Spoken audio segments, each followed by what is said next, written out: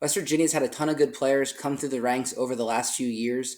What I decided to do today is put together a list of the best players to come through WVU since 2011. That was the last year in the Big East, and it was Dana Holgerson's first year. To make this list, you have to be an absolute dog, and you had to really produce for the Mountaineers and make yourself known. So here's the list of the best players since 2011.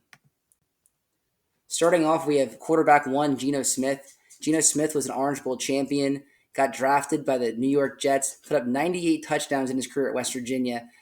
This one was a close battle because I wasn't sure to put Greer first or Geno, but looking at the NFL career and looking at Geno's overall numbers, Geno's going to get the nod at number one. Will Greer, number two. Will Greer was an awesome pickup from Florida for West Virginia. He had a great career. It got a little cut short his junior year because he dislocated his finger. They were really close to getting to the Big 12 championship game. Fell a little flat there at the end and couldn't get the job done, but Will Greer is a great option for quarterback two. Running back one, I have Wendell Smallwood. He put up over 1,400 yards his last season at West Virginia. He was a great running back for WVU. And then Charles Sims. Charles Sims was a guy that came over from Houston and had over 1,000 yards, made his 1 year at West Virginia a really good one, and ended up getting drafted by the Tampa Bay Bucks. Here's where I think that we have a chance to get someone new in there after this year. I think if Jaheim White can have a big year in Rich Rod's offense, Jaheim White could be one that could make this list in years to come. This list right here is absolutely awesome. You look at these three guys, Tavon Austin, Stedman Bailey, and Kevin White. Where can you go wrong there? Tavon, obviously the human highlight reel. Everyone remembers his highlights. He is West Virginia's brand. Everyone, when they think of West Virginia, they think of Tavon Austin. The debate at 2 and 3 was really tough. Was it going to be Stedman Bailey or Kevin White? If you look at Stedman Bailey's whole career, though, you have to give him the nod at number 2. And then Kevin White, that 1 year he had his senior year was incredible. Ended up being a first-round draft pick for Chicago Bears. Injuries cut his career short, unfortunately, but he was a absolute dog, absolute beast at West Virginia, and he should be proud of his career that he had at WVU. Moving over to tight end, we have Trayvon Wesco and Cole Taylor.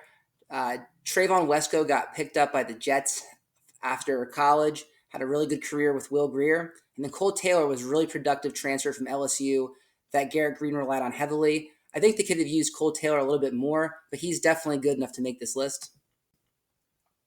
The offensive linemen, going to keep it short here.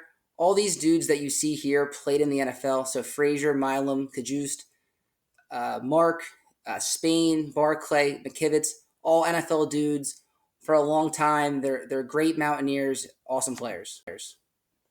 Defensive line, one word describes these guys, sacks. Bruce Irvin, Dante Stills, Julian Miller. Julian Miller, number 2 all-time, West Virginia with sacks. I think he had 27 and a half. Bruce Irvin had like 24 sacks in his 2 seasons he was at West Virginia. Ended up being a first-round pick for the Seattle Seahawks, won a Super Bowl. He's going to go down as one of the best West Virginia players of all time, especially on defense. And then Dante Stills. Dante Stills got picked up by the Arizona Cardinals, still playing in the NFL today. I think he has a long NFL career ahead of him. Linebacker, keeping up with the NFL theme. These dudes all played in the NFL. David Long, Big 12 Defensive Player of the Year. Najee Good won a Super Bowl with the Eagles.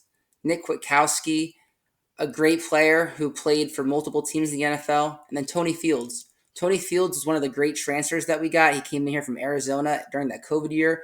So there was not many crowds when he played. It's a shame because I think they would have really loved him. He got picked up by the Cleveland Browns in the NFL draft, and all 4 of these guys really saw solid careers at West Virginia.